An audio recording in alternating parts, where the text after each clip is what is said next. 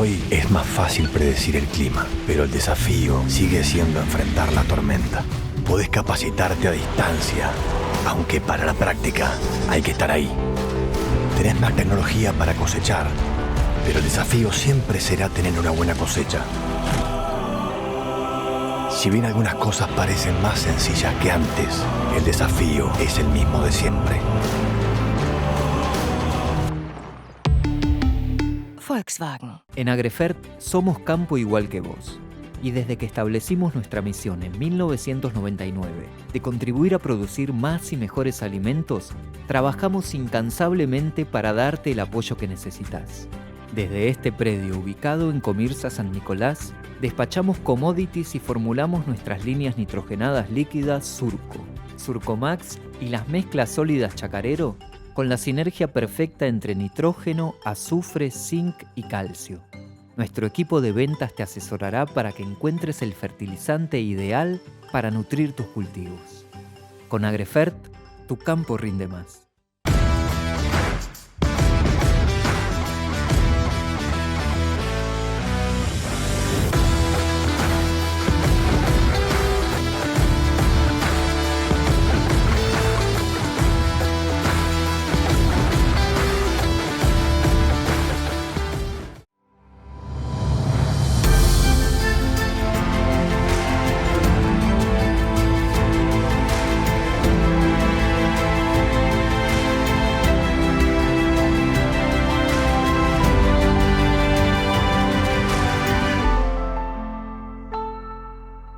Si querés visualizar los datos de cada operación, monitorear la productividad y estar en otro lado al mismo tiempo, lo tenés a mano. Si preferís planificar tus operaciones integrando los datos en una sola plataforma y querés hacerlo desde cualquier lugar, lo tenés a mano. Si elegís tomar mejores decisiones y mejorar tu operación agrícola, monitoreando todo sin interrumpir tu descanso, también lo tenés a mano. John Deere Operation Center. Lo tenés a mano. Estás conectado. Te contamos con orgullo que Santa Fe, tu provincia, es la segunda provincia que más exporta al mundo y que de los más de 190 países que existen, exporta a más de 135. Y por si no lo sabías, $1 de cada 4 de los que exporta Argentina surge de productos hechos por santafesinos. El gobierno de la provincia lleva adelante un plan estratégico para sostener y potenciar el desarrollo productivo, obras, conectividad, energía, financiamiento, vinculación. Santa Fe, provincia productiva.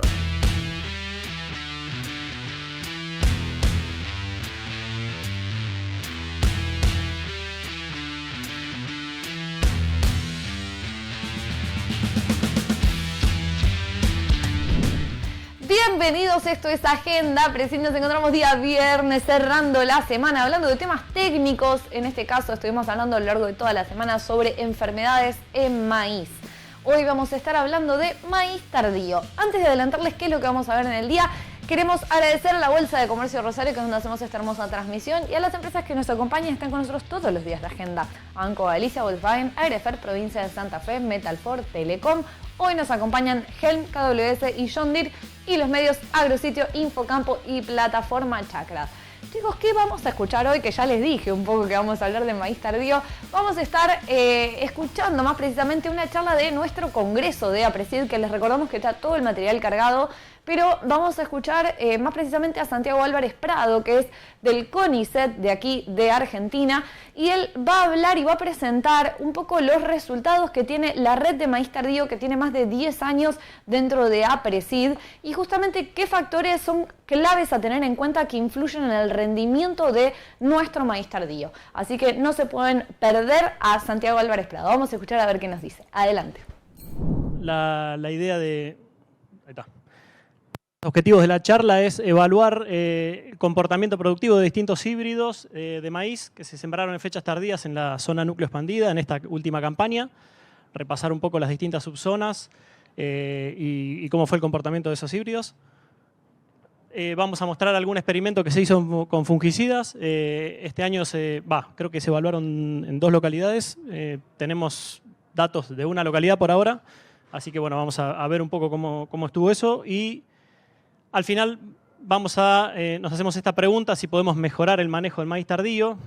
La respuesta obviamente va a ser que sí, pero la idea es poder explorar un poco la base de datos que tiene la red de ya hace 10 años y ver en dónde podemos ajustar un poco las tuercas. Bien. Acá, bueno, ya arrancamos cortados. Fantástico. Tenemos 18 híbridos que se sembraron en 18 localidades. Acá marcamos un poco las localidades. Dentro de estos híbridos hay uno de SPS, hay 4 de Decalb, 3 de La Tijereta, 2 de NK, 3 de Brevant, 2 de ACA y 3 de Nexem. No voy a entrar mucho en detalle. Después va a estar esta información disponible, probablemente la presentación o si no después la nota en la revista de Apresid. Y acá lo que marco en el mapa son las distintas localidades que se sembraron. En verde están las localidades que se cosecharon y que vamos a mostrar la información ahora. En rojo están las que se sembraron y aún no se cosecharon. Hay dos que ya se cosecharon, pero se cosecharon esta semana y bueno, no las pude incluir. Y en naranja hay unas 5 localidades que se sembraron, pero que se dieron de baja por distintos motivos. Ustedes saben que este año fue un poco intenso en términos climáticos. Ahora vamos a ver un poco algunos detalles. Bien, a modo de protocolo general, como se hace todos los años estos experimentos, son experimentos en franja de unos 8 surcos por 200 metros aproximadamente. Se utiliza, es un diseño en bloques con 2 repeticiones y algo interesante es que en cada caso, en cada situación, se utiliza el manejo del productor. Si bien es un maíz tardío, la fecha de siembra la elige el productor cuando la puede sembrar. Después la fertilización también, la densidad también. Y en algunos casos, si se aplica o no fungicida, también es una decisión propia del productor. Bien. Acá simplemente mostrar un poco el punto de partida. Acá tenemos las localidades que se sembraron y se cosecharon, que vamos a ver resultados. A su vez, fíjense, hay cierta variación en fecha de siembra. Vamos del 29 de noviembre hasta el 5 de enero, más o menos. Esto es importante, después voy a hacer un poco más de hincapié. Siempre hablamos de maíz temprano, maíz tardío, pero tenemos variabilidad dentro del temprano, tenemos variabilidad dentro de la fecha de tardío. No es lo mismo y vamos a ver cómo cambia en cada zona después cuando muestre el resumen de la red. Algo de variación en densidad. Hay alguna acá con casi 3 plantas, hasta casi 7 plantas en alguna localidad por metro cuadrado, o 30.000 a 70.000. También bastante variación en agua útil a la siembra. Fíjense la última columna. Tenemos de 16% hasta 92% de agua disponible, de capacidad de campo, digamos, a la siembra. Y también, bueno, tuvimos bastante variación en las precipitaciones. Bien, poniendo un poco en contexto lo que fue este año, esta campaña con la red, fíjense acá lo que tenemos es el rendimiento de los distintos años de la red. Falta algún año ahí que se me escapó. Está graficado con este gráfico de cajas y bigotes y lo que muestra un poco es la variación que hubo de rendimiento entre localidades, entre híbridos, está todo mezclado para cada año. Y si se fijan, acá les marqué esta campaña que está, la media, que fue 5.900 kilos, está bastante por debajo de la media histórica de la red, que son unos 8.500 kilos.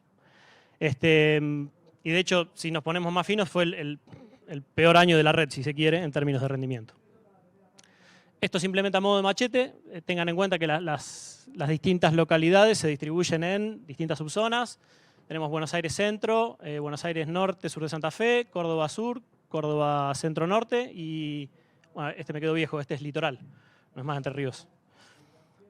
Si exploramos un poquito esta variación que vemos acá, que va desde los 600 kilos hasta los 10.500 kilos más o menos, y agarro 2 ejemplos más contrastantes, que son la región Córdoba Sur y Buenos Aires Centro, fíjense, y hago el mismo trabajo, o sea, comparo para la región cómo fueron los rendimientos a través de los años.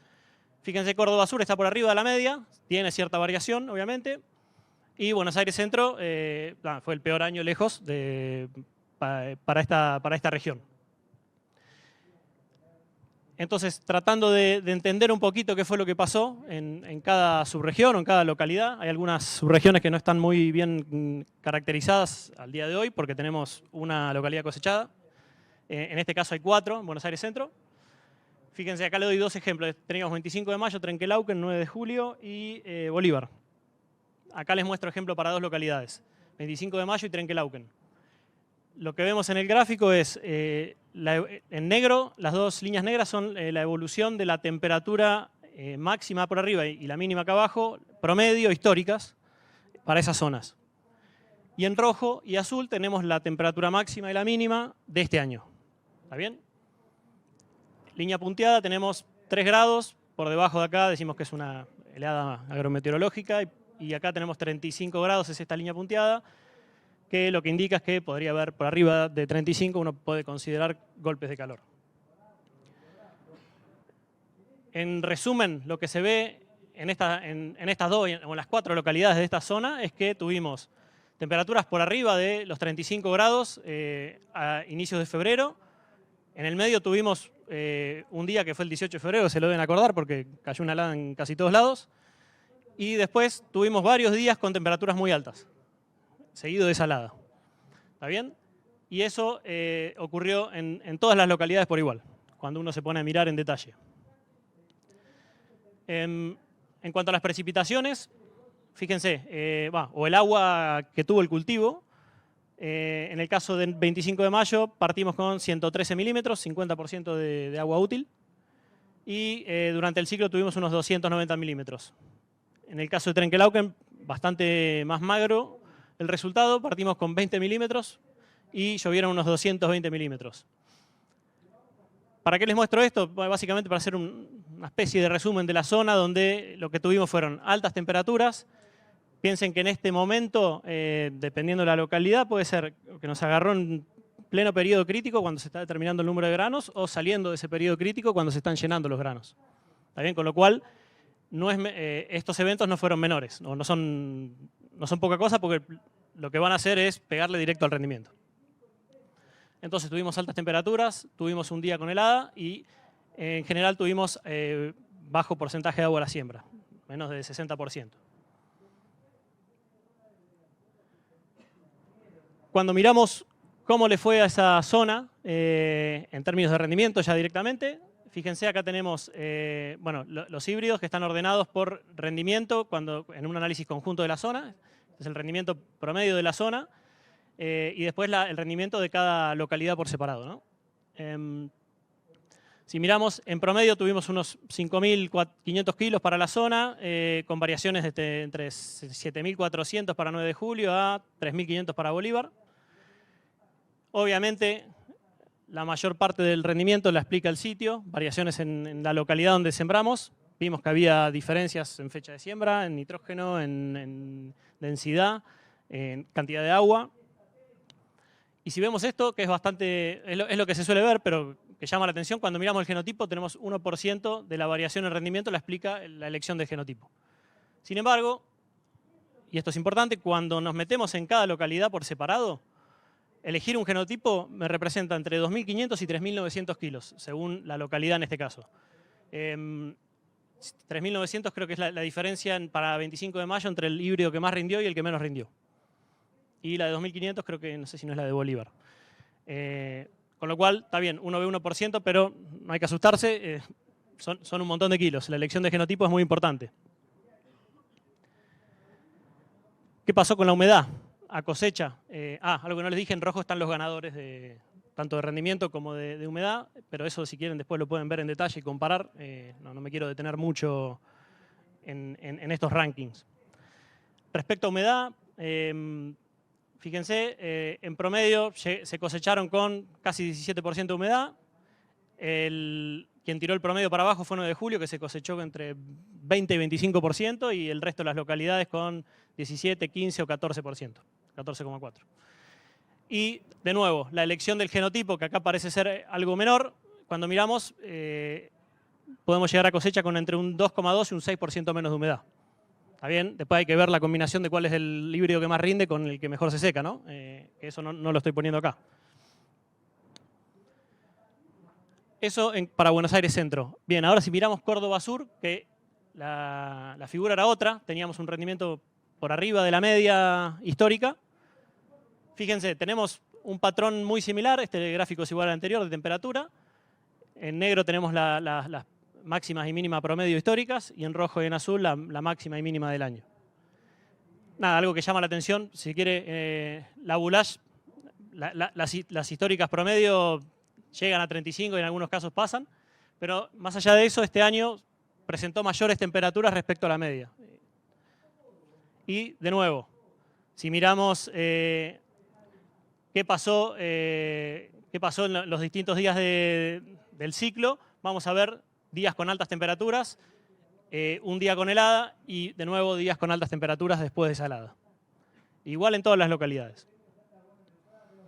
Y acá lo que podemos ver en cuanto a disponibilidad hídrica es bien distinto a lo que veíamos en Buenos Aires Centro.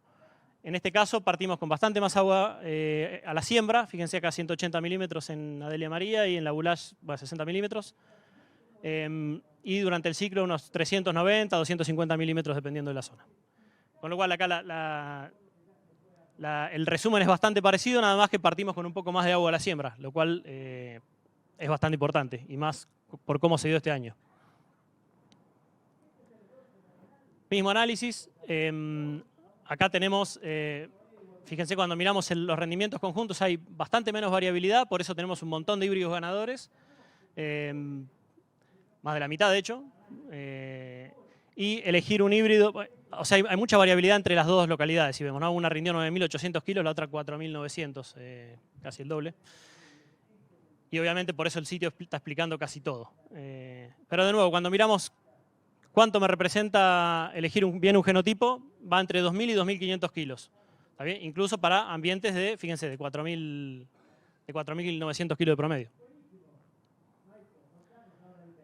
Respecto a la humedad, acá no fue muy grave, se echó todo seco, fíjense, en promedio 14,3, pero mira, en Adelia María 13,5 y 15% en la Boulage. Nada, se destacaron estos tres híbridos, pero el resto llegaron con buena humedad cosecha. Y las variaciones en humedad respecto al genotipo fueron entre 1,4 y 2,4%. Están ahora les muestro las tres localidades que me quedaron colgadas, que no da para decir que es una subzona, pero estas están en sur de Santa Fe, norte de Buenos Aires, esto es centro-norte de Córdoba y esto es el litoral. Acá las comparé respecto a la región, bastante llamativo lo que ocurrió en Chacabuco, fue un año bastante complicado. De nuevo, si miramos climáticamente, igual, momentos de alta temperatura, helada y de nuevo días con altas temperaturas, todos durante o saliendo del periodo crítico para la determinación de rendimiento. Y en precipitaciones acá fue bastante variable. En Chacabuco, lo que explica esos bajos rendimientos, fíjense, muy poca agua a la siembra y casi que no llovió, 146 milímetros. En centro-norte de Córdoba, en Río Primero, 93 milímetros a la siembra, unos 400 de precipitaciones y acá también bastante, 92% de agua útil a la siembra y 280 milímetros.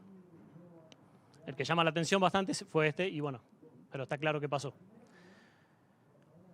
Y acá es un poco más complejo, no hice un análisis conjunto porque no tenía mucho sentido.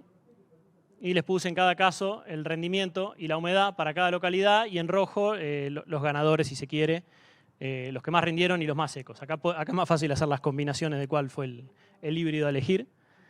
Si miramos localidad por localidad, algo que llama la atención en Chacabuco es, bueno, esos bajos rendimientos, 1.600 kilos de promedio y mucho error. Eso está bien asociado al tipo de año. Cuando tenemos un año muy estresante, se vuelve todo mucho más variable y ruidoso y eso explica por qué tenemos esos coeficientes de variación tan altos que nos complican a la hora de elegir. Fíjense, cuando miramos en rojo están casi todos los genotipos en rojo.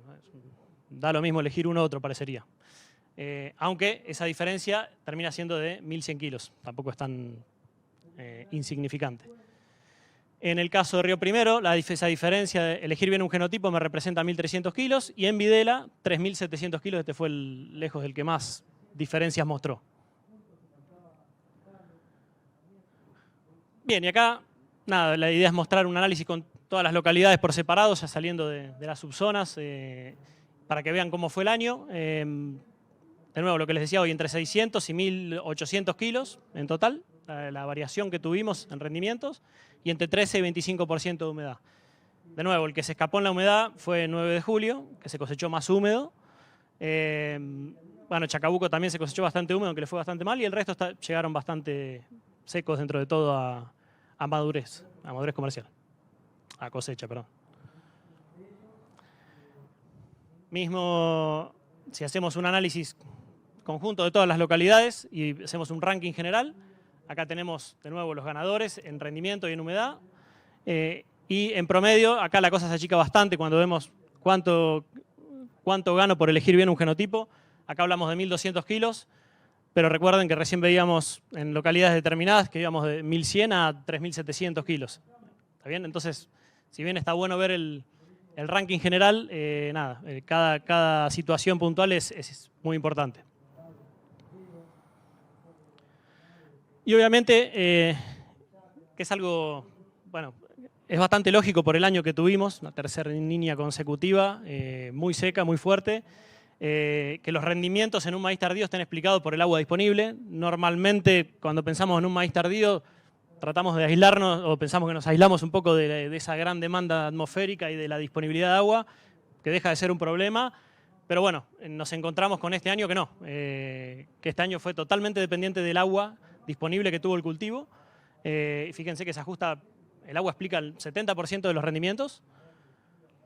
Y obviamente si lo separamos en agua útil a la siembra y en precipitaciones, vemos que el agua útil a la siembra explica parte de esa variación, pero la mayor parte está explicada por cuánto llovió durante el ciclo, durante el ciclo del cultivo. Esto es interesante porque cuando uno veía trabajos que se habían hecho sobre la red años anteriores, lo que veía era que, el agua se mencionaba como algo al pasar, el agua no es importante en el tardío, lo importante es densidad, nitrógeno, pero bueno, hay que tener cuidado porque este año y creo que el anterior fue bastante fundamental. Bien, pasando rápidamente al ensayo de fungicida. Se realizó en la localidad de Videla, al menos los datos que tenemos ahora. La otra localidad no sé cuál era, pero hay dos. El tratamiento era aplico o no aplico, y la aplicación se hacía alrededor de B10 con este producto. Acá está la dosis. Y cuando fuimos y miramos los resultados, acá están los 18 híbridos con sus 2 repeticiones. Esta caja de acá es sin aplicación y este es con aplicación. Fíjense, no hubo diferencias en términos estadísticos. Si nos ponemos finos, en promedio rindió más el sin aplicar, 370 kilos más. Pero bueno, tiene más dispersión también.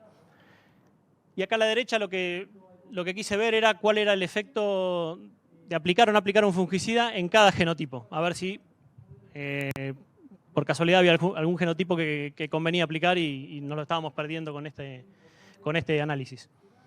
Acá tienen que mirar la línea roja. Esto lo que representa es la respuesta. Se estima el rendimiento con fungicida sobre el rendimiento sin. Si el valor es de 1, quiere decir que rindieron lo mismo. Si está por debajo, que rindió más sin fungicida. Si está por arriba, rindió más con fungicida.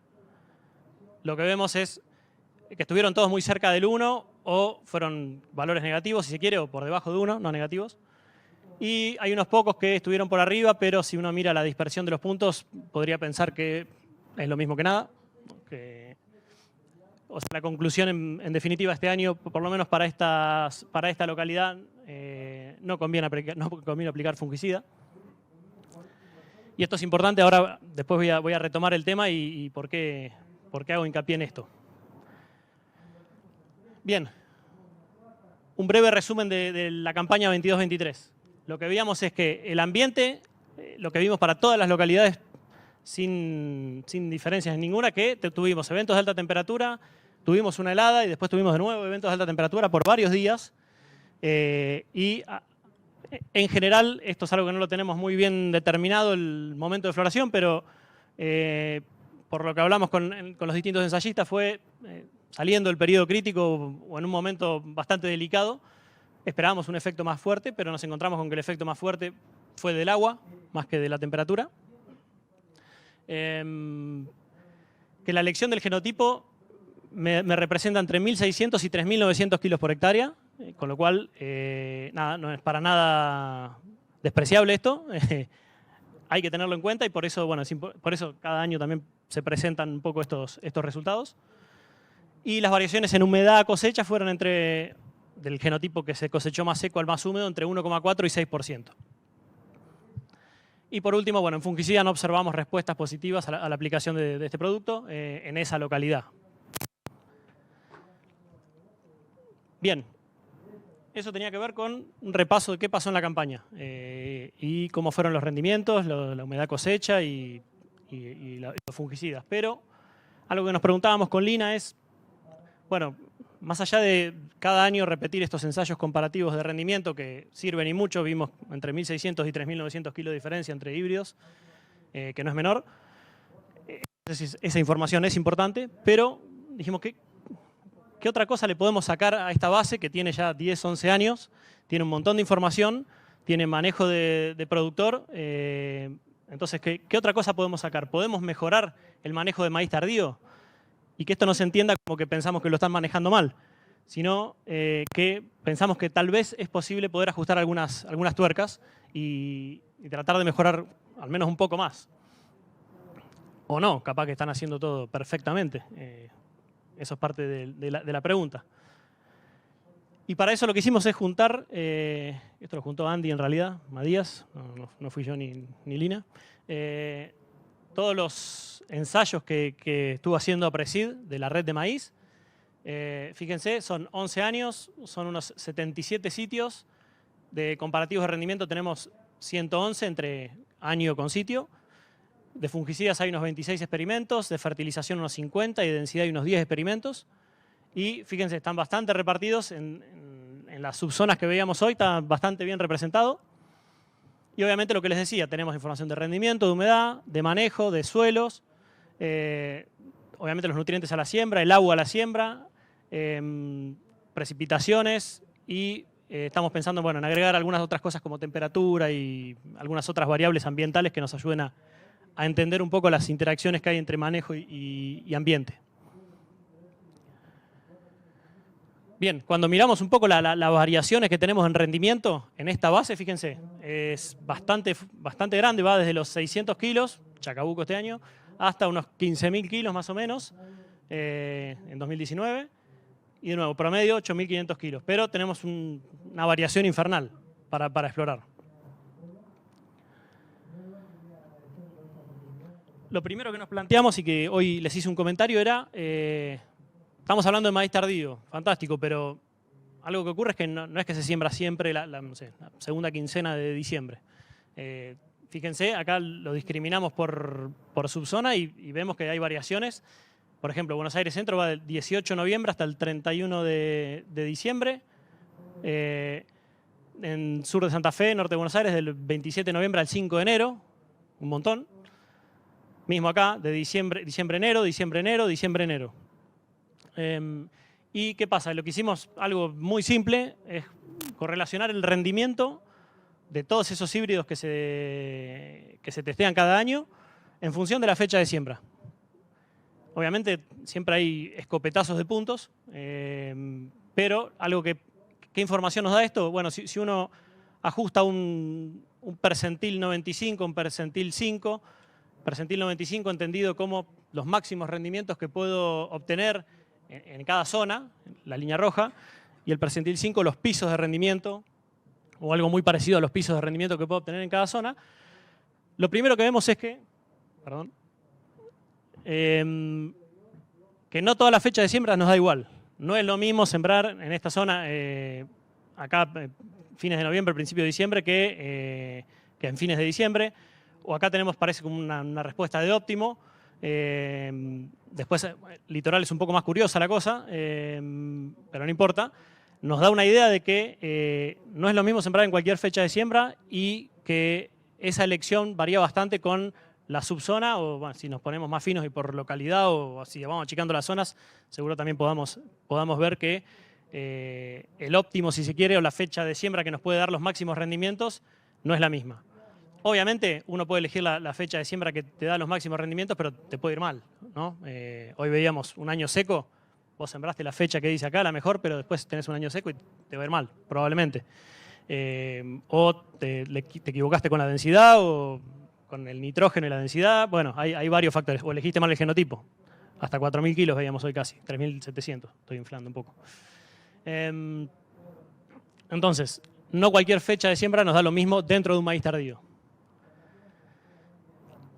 Respecto a densidad, cuando empezó la red se hizo un trabajo que incluía los 2 primeros años de la red, o 2 de los años de la red, con unos 23 sitios. Y lo que se vio, la primera conclusión es, bueno, la densidad es importante, algo que estamos todos de acuerdo, y parecería que aumentar la densidad era algo beneficioso en maíz tardío que nos iba a poder aumentar los rendimientos, ¿no? A partir de esto, obviamente, algo que está muy bueno de la red es que cuando surgen estas cosas, después se hace un experimento específico para ver o para afinar un poco estos resultados. Porque acá, por ejemplo, no pudieron ver un efecto diferencial de densidad para cada genotipo. Algo que sabemos que sí existe, ¿no? Y de hecho, en 2017 se hicieron experimentos de densidad. Acá tenemos, fíjense, para cada genotipo tenemos 3 densidades. La densidad del medio sería la que eligió el productor. Y después esta es un 30% menos y un 30% más. Esa era la forma de fijar las densidades. Y se hicieron en varias localidades, creo que en un par de campañas y en varios híbridos. Algo que salta a la vista es que, obviamente, en algunos casos parecería que el productor eligió correctamente la densidad para este genotipo. En otros casos parece que podría haber elegido un poco más de densidad y iba a tener un poco más de rendimiento. O en otro caso se quedó un poco largo de densidad y si bajaba la densidad le iba a ir mejor. Para este genotipo, no para todos en el mismo ambiente, ¿no? Y ahora si vemos los mismos genotipos en otra localidad del mismo año, fíjense, hay genotipos que se mantienen con una densidad similar, la misma densidad que maximiza el rendimiento. En estos casos parecería, de nuevo, que en ambas localidades se podría haber subido un poquito la densidad. Y acá, fíjense, este genotipo se dio vuelta. Acá convenía bajar la densidad y acá parecería que convenía subirla.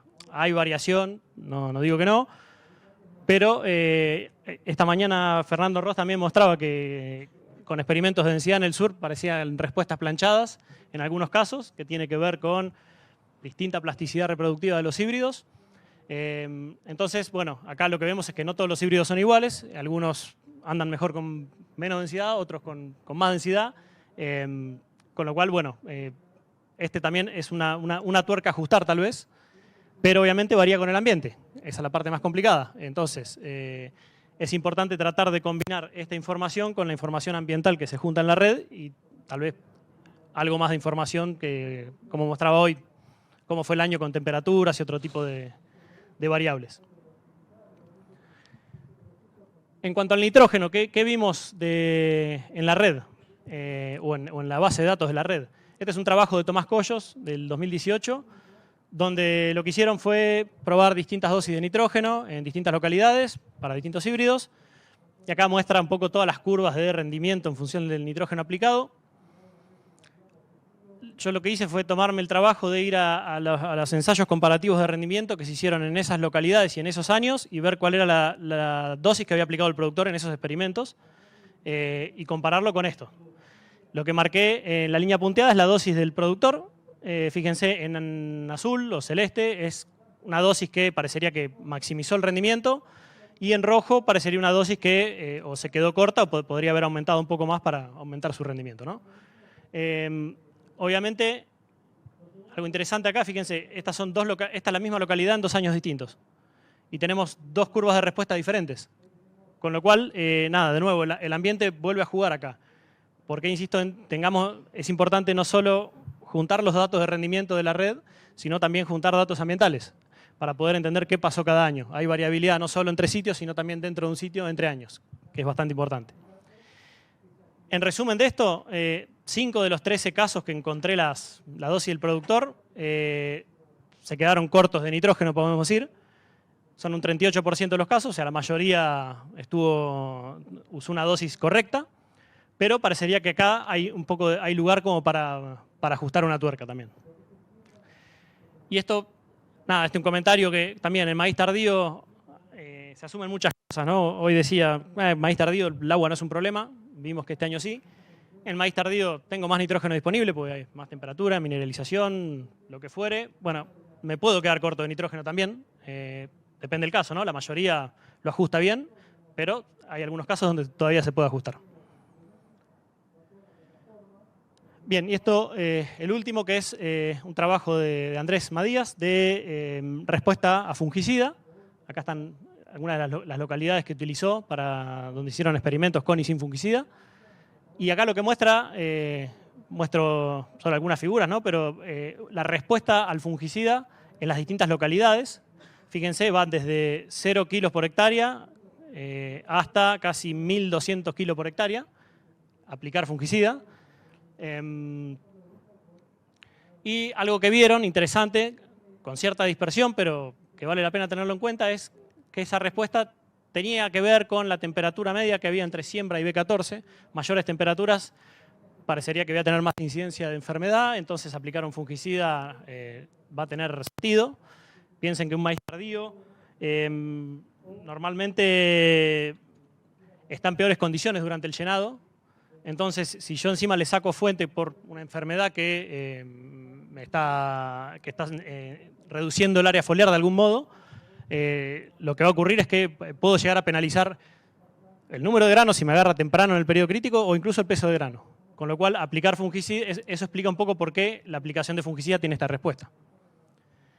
Ahora bien, si nos ponemos más detallistas, yo cuando vi el trabajo justo estaba analizando los datos y acá me encontré de nuevo con Videla, que es la localidad donde se hizo el ensayo de fungicida este año.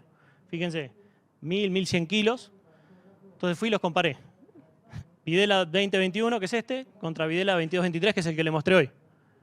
¿Qué pasó? Esto está hecho un análisis con los datos crudos, por eso no da exactamente igual que el de Andy. Pero tenemos unos 900 kilos de respuesta más o menos promedio y acá menos 370 kilos. De nuevo, esto es relevante porque es otro ejemplo de la interacción genotipo-ambiente. ¿Está bien? Hay una fuerte interacción con el ambiente. Este año seguramente hubo más temperatura que el 2021. Sin embargo, tuvimos problemas con el agua. Entonces, no es solo la temperatura, hay otros factores. Y algo importante que a veces se escucha es, o viendo esto uno puede decir, bueno, yo aplico por las dudas un fungicida total. O a lo sumo no tengo efecto y si no, mira, está 1.200 kilos. Pero bueno, no necesariamente, no lo tomen como una receta, ¿no? No se recomienda hacer una aplicación en forma preventiva, más cuando uno ve estos resultados. Bien, entonces una vez que vimos, este fue un primer análisis que le hicimos a la base para ver qué teníamos y a partir de ese análisis sacamos estos objetivos hacia adelante, que espero que el año que viene les podamos mostrar algún resultado más contundente a partir de esto.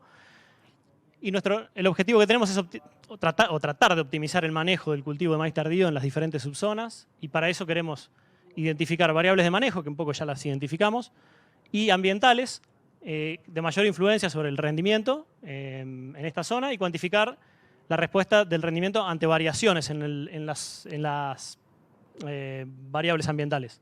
¿Está bien? Vimos que para una misma localidad que hay años que tenemos mucha respuesta, otro año no tenemos respuesta o es negativo incluso. A partir de eso tratar de predecir el rendimiento lograble mediante un manejo ideal, o sea, identificando esto, tratar de decir, o sea, la idea que tenemos con Lina es, bueno, en esta subzona, en esta fecha podemos tener los mayores rendimientos, tenemos que ver el nitrógeno hasta dónde podemos subirlo o lo dejamos como está, la densidad para este genotipo se puede subir, hay que bajarla, se puede mantener. Y, bueno, el fungicida va a depender un poco si tengo enfermedad o no, pero tratar de combinar todas esas variables en algo que llamemos manejo ideal, entre comillas, puede fallar, y compararlo contra algún ensayo comparativo de rendimiento de ese año que se haga con la tecnología del productor, ¿no? Con las decisiones del productor. Para ver si realmente todo esto que les estoy contando se puede llevar adelante. ¿Podemos ajustar un poco más la tuerca o estamos bien? O si ajustamos la tuerca nos mandamos alguna macana. ¿Está bien? Que eso es lo último que está acá. O sea, todo esto que les estoy contando, que sale de un análisis de datos, tratar de llevarlo al campo y decir, ¿realmente podemos aumentar el rendimiento o no vale la pena seguir insistiendo? Cambiamos de rumbo. Les recordamos que si quieren seguir chusmeando contenido del Congreso, está todo disponible en nuestra página de APRESID. Ahora sí, chicos, nos despedimos y nos vamos a reencontrar la semana que viene, que creo que vamos a estar hablando de cultivos de servicios, si mal no tiene mi memoria, que ya estoy grande. Vamos a despedirnos. Queremos agradecer a la Bolsa de Comercio de Rosario, que es donde hacemos esta hermosa transmisión, y a las empresas que nos acompañan con nosotros todos los días de agenda, a Banco Galicia, Volkswagen, Agrefer, Provincia de Santa Fe, Metalfor, Telecom. Hoy nos acompañó John Deere, Helm y KWS, y los medios Agrositio, Infocampo y Plataforma Chakra. Chicos, nos despedimos y nos encontramos la semana que viene. Adiós.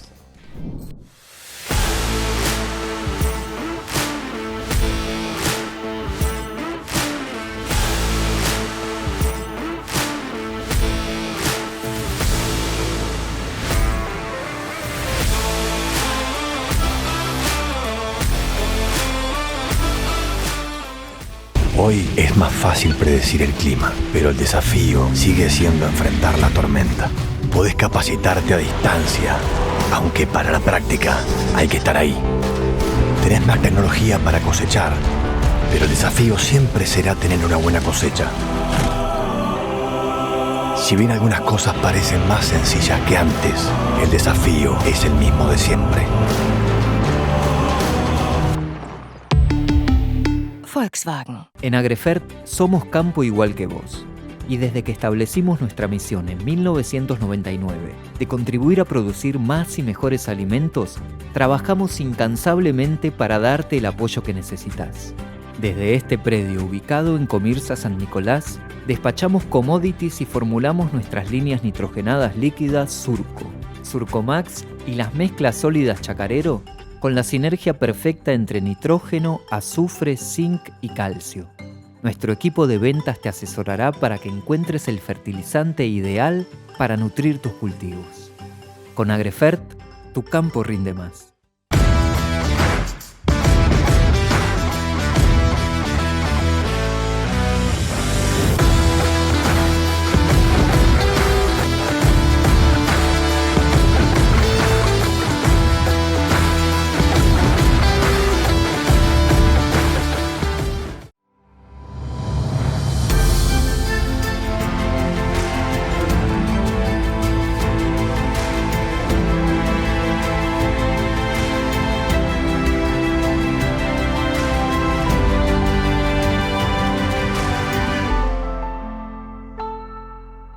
Si querés visualizar los datos de cada operación, monitorear la productividad y estar en otro lado al mismo tiempo, lo tenés a mano. Si preferís planificar tus operaciones integrando los datos en una sola plataforma y querés hacerlo desde cualquier lugar, lo tenés a mano. Si elegís tomar mejores decisiones y mejorar tu operación agrícola, monitoreando todo sin interrumpir tu descanso, también lo tenés a mano. John Deere Operation Center. Lo tenés a mano. Estás conectado. Te contamos con orgullo que Santa Fe, tu provincia, es la segunda provincia que más exporta al mundo y que de los más de 190 países que existen, exporta a más de 135. Y por si no lo sabías, $1 de cada 4 de los que exporta Argentina surge de productos hechos por santafesinos. El gobierno de la provincia lleva adelante un plan estratégico para sostener y potenciar el desarrollo productivo, obras, conectividad, energía, financiamiento, vinculación. Santa Fe, provincia productiva.